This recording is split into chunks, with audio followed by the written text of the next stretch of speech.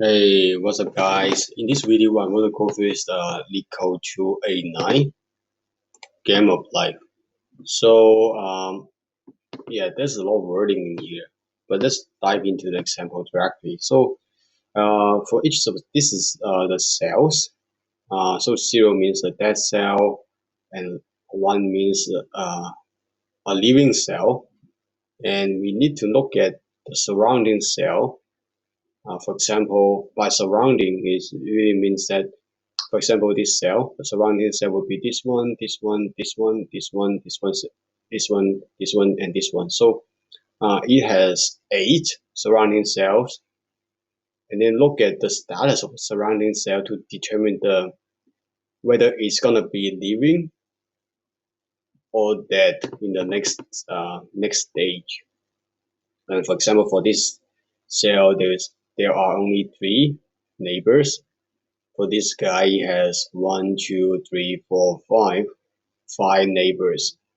So for that one, as we talked about, it has 8 neighbors. And there's a lot of wording in here, but essentially what it's saying is if a cell that was a 1, so that was living before, if the neighbor, all the neighbors,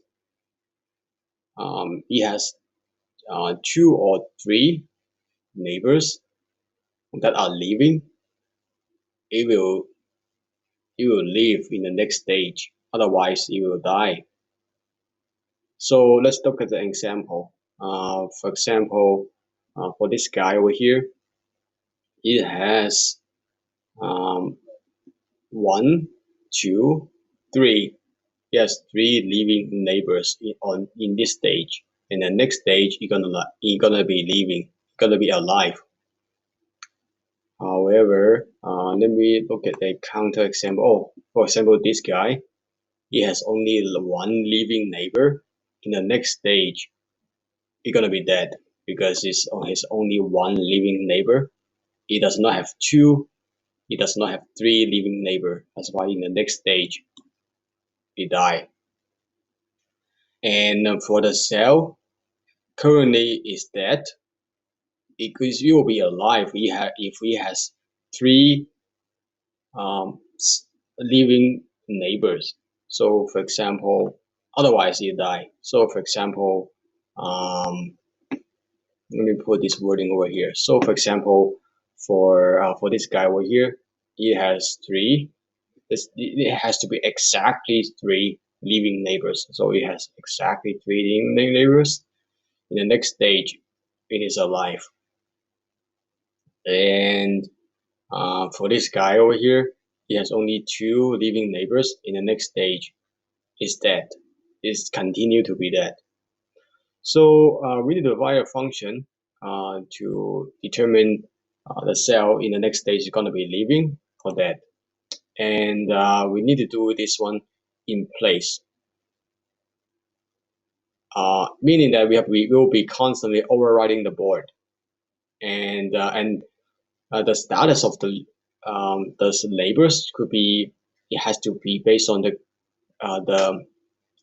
status and time 0. It's not the status in time 1. It's not in the status in the next stage. It has to be the status in the current stage. So that will be the challenge because we'll be overriding the board. So the information that's showing the board will be changing, right? So, and that's a challenge. And this is showing the same thing that we just discussed. And yeah, so that's one follow-up question. The second one is, let me read it for you. We represent the board using a 2D array. In principle, the board is infinite, and which could cause problem when the active area encroaches upon the board if the border of the way. For example, living cell reach the border, and how would you address this problem? And we will talk about that after we solve this coding challenge. And this question was popular, as you can see, was asked by Amazon, Dropbox, Open Door, and all the other big names, also Google and Apple, Facebook. Let me show you my solution. And first, we need to have a direction list because it can go to 4 different sorry, not 4, 8 different directions. Can go to here, here, here, and here, and go to the corner here, here, here, here. So there are total entirely 8 directions. So we have a direction list. That's all the possible direction that we can look around when we find the neighbors. And with number of rows, number of columns, and this is the status checking that we can do it in place on the board.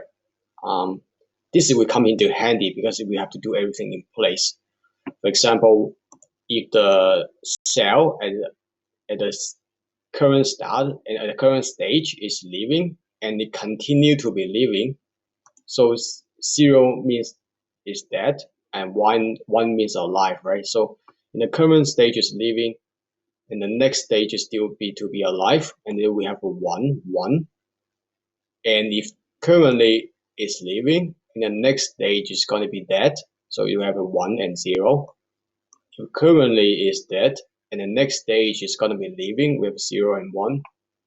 And 0 and 0, you probably guessed that already. It means that is dead at the current stage, and the next stage continue to be dead. So as you can see, we have two for loops, nested for loops in here. Let me walk you through the first one first, and then I will walk you through the next one, which is a lot easier to understand. So we have the double for loop to look through each of the cells on the board, and then for each of the cells, we have to count lives. So we count how many neighbors, surrounding neighbors, they are leaving. And for the row move and column move in all the directions list, and the neighbor that we're looking at would be the current row plus the row move, and the current column plus the current move. And then that will be a specific neighbor that we're looking at, the coordinate of the neighbor that we're looking at. And if the neighbor is within the boundary, right, -1 because we are talking about index. If the row of the neighbor and the column of the neighbor they are within the boundary, and then we can look into their value. If their value are either 1, means that we have not yet override the board, or 1, 1, or 1, 0. Basically, we only interested in the first one because we only need the current status of the cell, right? So either one of these 3, then we can increase the count lives by 1.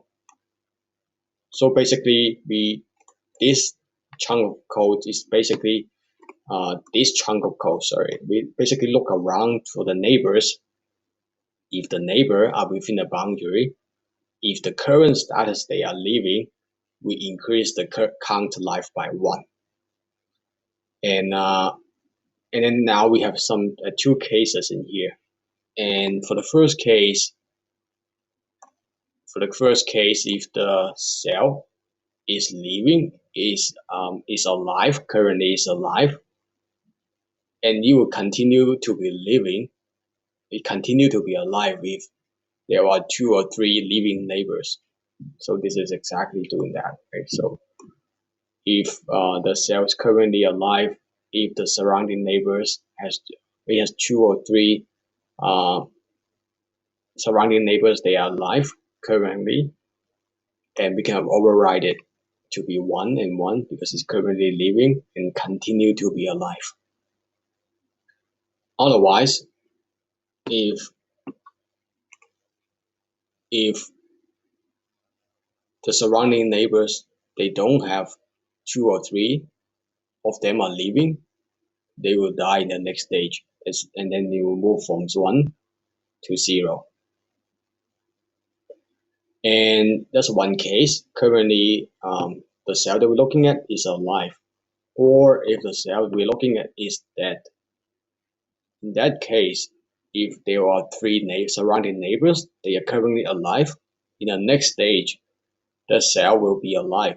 And how can we do that? Because currently we can have the count life is equal to 3, and it will move from 0 to 1. It moves from the dead status to 1, the living status, the alive status. Otherwise, you continue to be dead. And after we overwritten the entire board by having like 1 1 as a string, 1 0 as a string, 0 1 or 0 0 everywhere on the board, and then we can translate. Basically, we only need the status in the next stage, so that's why we only need the second number over here, and that's exactly how we can do that. So we look at the second component and then convert it back to the integer. So this is that, and so as you can see, it's pretty efficient both on the speed and also on the memory. And memory is a key point in this exercise. Speed, as you can see, is big O of m times n. Even though we have 12 true for loops, but we just each of the for loop takes big O of n times n, and another one takes the same time. So, and it's basically m times n plus m times n. So essentially it's still m times n. And then we're doing some if statements in between, and they are only taking big O of 1. So that addresses the first question. And the second question we have was, what about the board is infinite? I couldn't come up with a better solution than the official one, so I'm going to read it for you. And so far we have only addressed the one of the four. Yes, the follow-up questions for this problem statement. We saw how to perform the simulation according to the four rules in place. For example, in other words, without using any additional memory. The problem statement also mentions another follow-up statement where it says, which is a little bit open-ended, we will look at two possible solutions to address it. Essentially, the second follow-up asks us to address the scalability aspect of the problem. What would happen if the board is infinitely large? Can we still use the same solution that we saw earlier, or is there something else we will have to do differently? If the board becomes infinitely large, there are multiple problems our current solution could run into, and that's all the problems. First one is it could be computationally impossible to iterate a matrix that's really large. It will not be possible to store that big of a matrix entirely in the memory. We have a huge memory capacity these days. For example, let's say it's 100 gigabytes. However, it still wouldn't be large enough to store such a large matrix in the memory. And thirdly, we will be wasting a lot of space if such a huge board only contains a few living cells and the rest of them are all dead. So only a few ones and the rest are all zeros. In that case, we have an extremely sparse matrix. It won't make sense to save a board such as a matrix, quote-unquote matrix. This is very sparse because it's only a few area contains useful information. This is what it's saying. Such an open-ended problem better suited to design discussion during programming interviews, and it is a good habit to take into consideration the scalability aspect of the problem, since your interviewer might be interested in talking about such problems. The discussion section already does a great job at addressing this specific portion of the problem. We will briefly go over two different solutions that have been provided in the discussion session, and they broadly cover two main scenarios of the problem. So one aspect of the problem is addressed by this gentleman over here. So as mentioned before, it is quite possible that we have a gigantic matrix with a very few living cells. In that case, it will be not smart to save the entire board as it is. So if we have extremely sparse matrix, it would make much more sense to actually just save the location of which only living cells are located, and then apply the for rules accordingly using only the living cells. And there's some code in here that's showing how to do that. However, essentially what it's saying is we can obtain only the living cells from the entire board and then apply the different rules using only the living cells and finally update the board in place. The only problem with this solution would be the entire board cannot be fitted in the memory. If that's indeed the case, then we would have to approach the problem in a different way.